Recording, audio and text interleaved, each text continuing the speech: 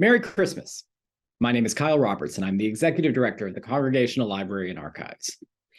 I recently had the opportunity to pull a selection of material from the library's collection of over 225,000 printed and manuscript works for us to think about how Congregationalists have celebrated, or, as often was the case for long periods of time, did not celebrate Christmas. As you'll see, Congregationalists have had a complicated relationship with the holiday. From the start, I want to identify two tensions which pervade this history. The first tension is the celebration of Christmas from its very inception has always exhibited a tension between the sacred and the profane. Christianity frequently tried to co-opt pagan rituals that occurred at this time of year and tried to divert them to their own more sacred uses. Stephen Nussbaum, one of the great scholars of Christmas, notes that Christmas had always been a hard bit of popular culture to Christianize. And as you will see, Puritans, by and large, didn't even try. The second tension, from Protestants devoted to purifying the Christian church, there's been a tension over the biblically sanctioned meaning and the varying ways different churches have observed the holiday. Coming out of the creative ferment of the Protestant Reformation and extending forward for centuries, Congregationalists have wrestled with what the Gospels actually have to say about the Nativity of Christ, the role of state religion in dictating how the holiday should be observed, an ongoing suspicion about lingering elements of Catholicism within Protestant worship, and eventually the commercialization of the holiday. There's a bit of an irony here. As one historian notes, Congregationalists were both the cause and the victim of the secularization and commercialization of the season. Let's start with what the Gospels have to say about Christmas. The S. Brainerd Pratt collection is one of the important early collections here at the library. Pratt was a Boston businessman, Congregationalist, and member of the Berkeley Temple Church. In 1881, at the age of 55, Pratt became a director of the American Congregational Association. Over the last 30 years of his life, Pratt was a voracious collector of the scriptures and other sacred books and manuscripts. He gathered an unmatched collection of over 300 Bibles, rare books, and religious objects, which he gifted to the library in 1899. This is an amazing collection with so many riches, and I've just pulled out a few to share. Take a look at the two Bibles on the screen, both open to the Gospel of Matthew, Book 1. Matthew, of course, is one of the two Gospels that provides an account of Jesus' birth. What differences do you see between these two Bibles? You might look at the one on the left and notice that it's written in Latin and that it's full of illustrations showing us in greater detail what was happening within the text. The Bible on the right, while in a font that's a little hard to read, is in fact in English. There are no illustrations of the biblical text, just some illustrations at the top just to provide some character. Well, as it is, the Bible on the left is a French Bible from 1569, and the Bible on the right is an English Bible from 1616. The Bible on the right, in fact, is a Geneva Bible, one of the ones that was created by dissenters who fled to the continent under the reign of Queen Mary and set about offering their own translation. This version is even more exciting. It's a Breeches Bible. And for those of you who are not familiar with a Breeches Bible, there is a passage in Genesis where Adam and Eve, when they discover they are naked, make clothes for themselves, and the clothes they make are explicitly referred to as breeches. So an interesting translation of the Hebrew word. Now let's think about the book of Luke, the other gospel account of Jesus' nativity. What strikes you about this New Testament, which you see on the left of the screen, published in mid-19th century London? Well, it's fascinating because it is published entirely in gold leaf. I can guarantee you that this is one very heavy printing of the Gospels, and it's quite a luxury item. It doesn't necessarily make me think that 17th century Puritans would have approved of it and perhaps would have seen it as rather decadent, but I think it's an important reminder of how Congregationalist relationship to the Bible has changed over time.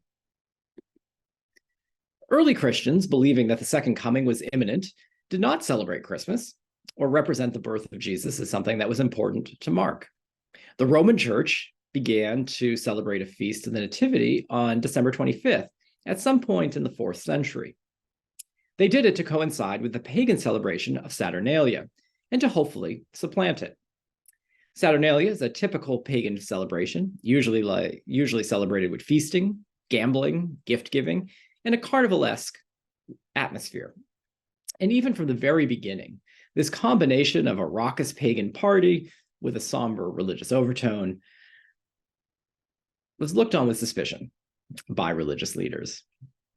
As Christianity spread across Europe, other winter solstice traditions were incorporated into Christmas celebrations, and Christmas started to look very different geographically.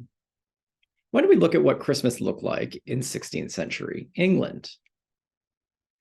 The beginning of the congregational story might in some ways be traced there. The 16th century is a period of great political and cultural upheaval. How Christmas is celebrated gets wrapped up in that. Within a generation of Henry VIII's break with the Catholic Church with the Act of Supremacy in 1534, this act, of course, established the Church of England with the monarch at its head.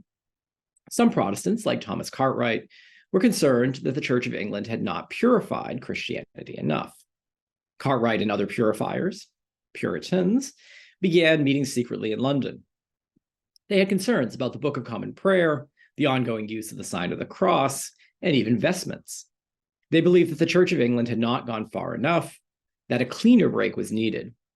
And by 1600, their advocacy had become a bit of a thorn in the side, and English monarchs were increasingly openly persecuting Puritans for their beliefs. Puritans wanted to purify church practices, return to a simpler and more original form of Christianity that was firmly based in Scripture.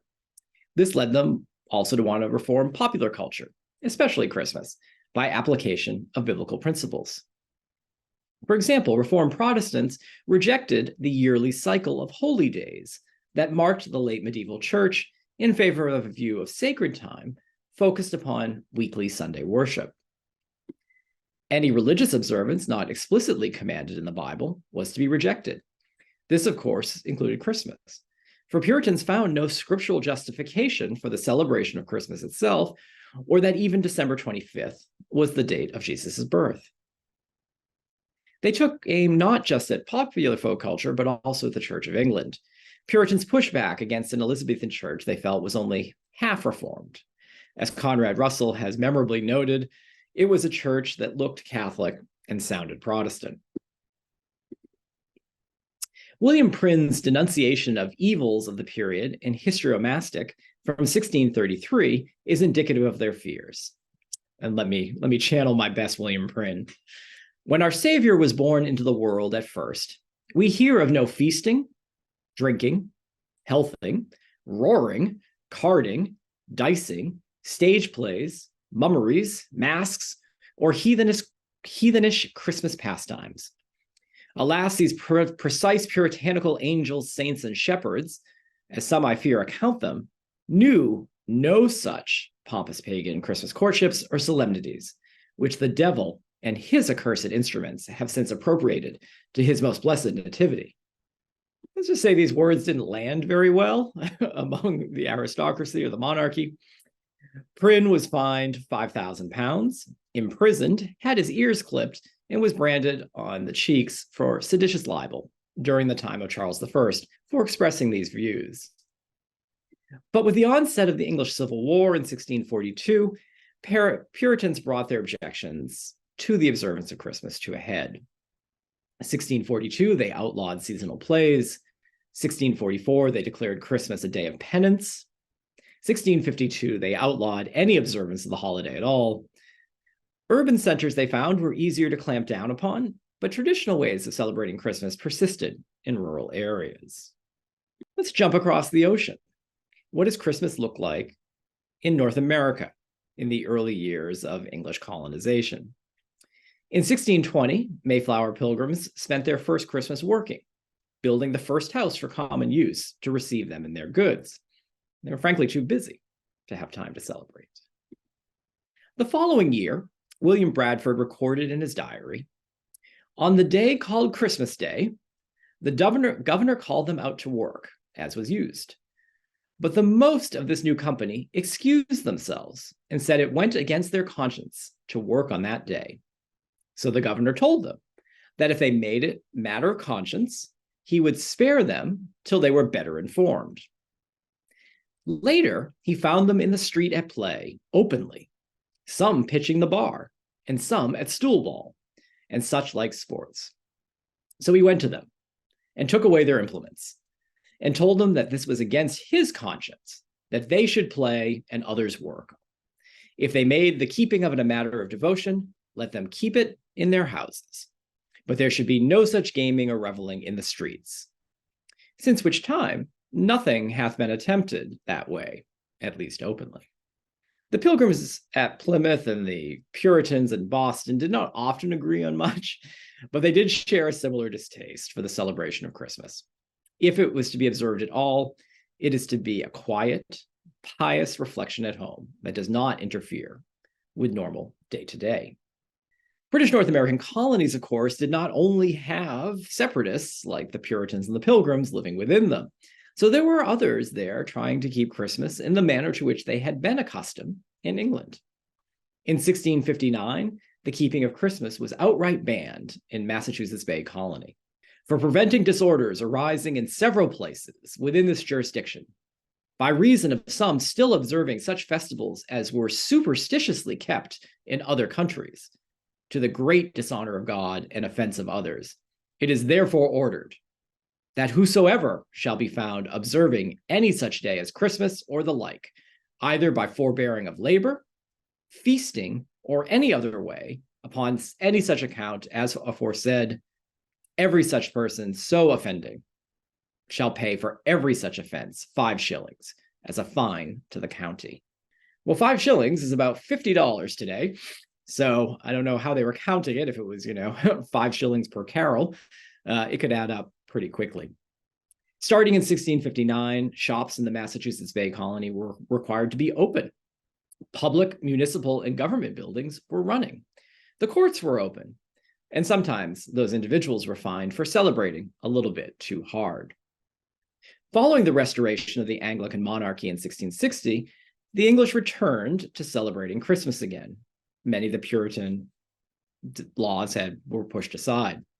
Charles II pressured the Massachusetts Bay Colony to repeal the ban on Christmas.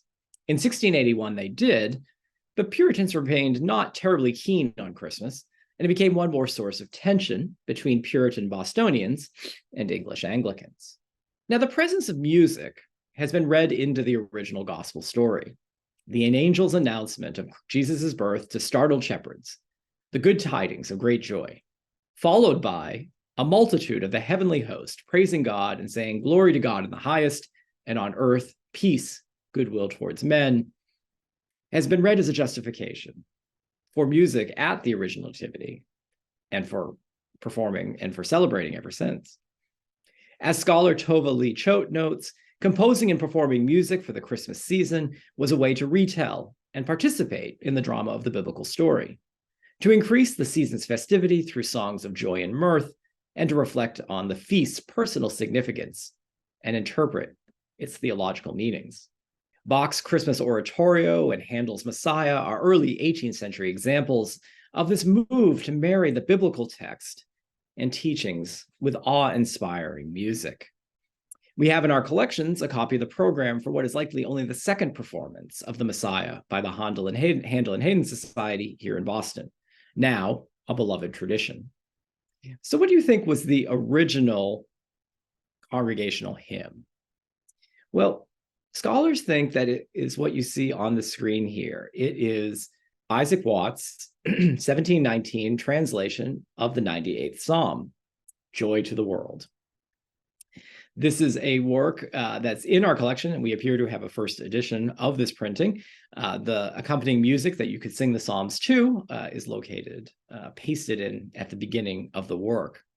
Now, in fairness, Watts didn't necessarily mean this to be a Christmas hymn because he didn't intend it to celebrate the birth of Christ, but in fact, the second coming of Christ.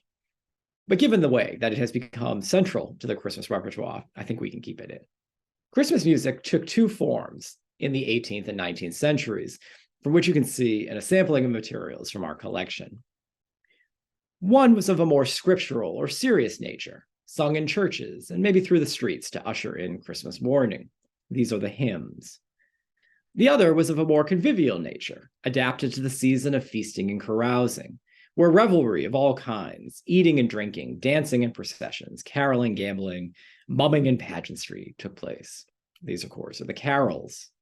Tracing the embrace by Congregationalists of hymns and carols can be done through the hymn books that they created, and we have a large assortment of them.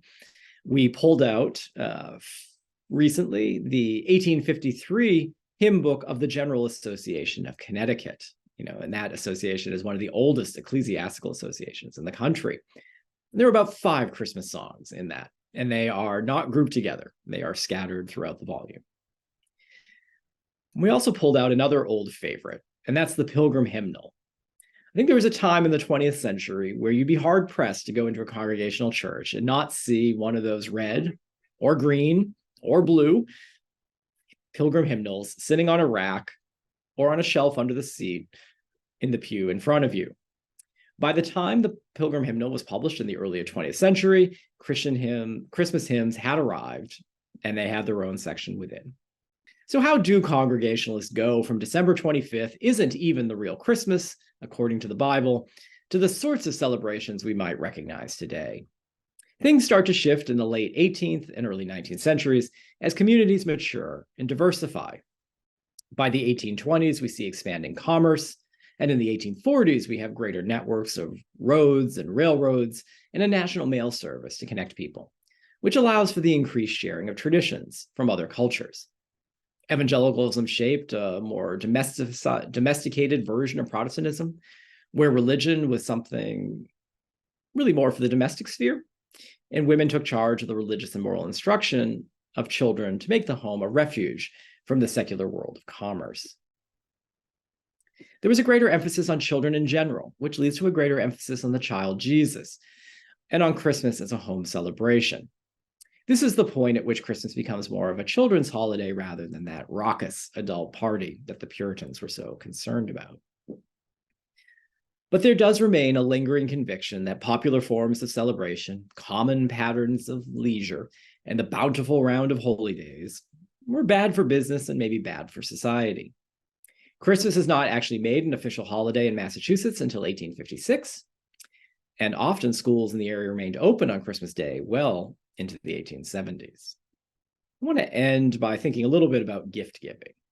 For many of us, Christmas is associated with it. What you see on the screen is an assortment of books that you might have received as a gift in a Congregational household in the late 19th or early 20th centuries. Now, of course, this is just a small selection of the many Christmas-themed books intended as seasonal gifts for children, and many of these were printed by Congregational presses, like the Massachusetts Sabbath School Society or the Pilgrim Press. What might you think of this as a gift? The Happy New Year, a New Year's Present for the Child by William Thayer, published in Boston in 1853. This reminds us that gifts were not originally associated very strongly with Christmas prior to the introduction of Santa Claus. Many cultures have their gifts arrive on the day of the Epiphany in January. So originally, gifts were associated more with New Year's than Christmas. You'll often see 19th century magazines advertising for holiday gifts rather than for Christmas gifts. Maybe this is the book that you receive in your stocking, Elihu Lewis, or The Fatal Christmas Day, written for the Massachusetts Sabbath School Society and approved by the Committee of Publication in 1848.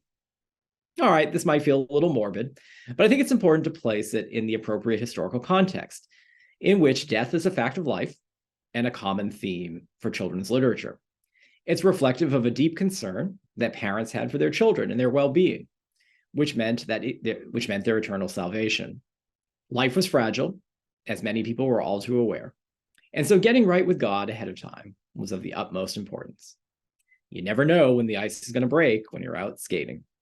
Finally, what about this book, Little Miss Boston, A Christmas Story by Mrs. Harriet A. Cheever, published in 1890, with a beautiful cover, and you can see on there an outline of Beacon Hill, where we are in Boston.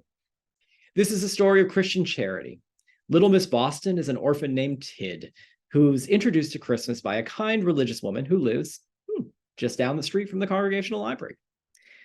And the book takes on the opportunity to get in a little dig at those people who live on Beacon Street, which, given the fact that the Congregational Sunday School and Publishing Society had been located at 14 Beacon Street in the same building of the library, is, a little interesting. Now, most of these books are intended to teach a lesson. They aren't just for fun. They encourage children to be kind, humble, respectful, pious, giving, and obedient. Yeah, sounds like a perfect Christmas gift to me. There are many more things in our collection which shine a light on how Congregationalists celebrated. There are plays and magazines and newspapers, novels, craft books, church records, and so on.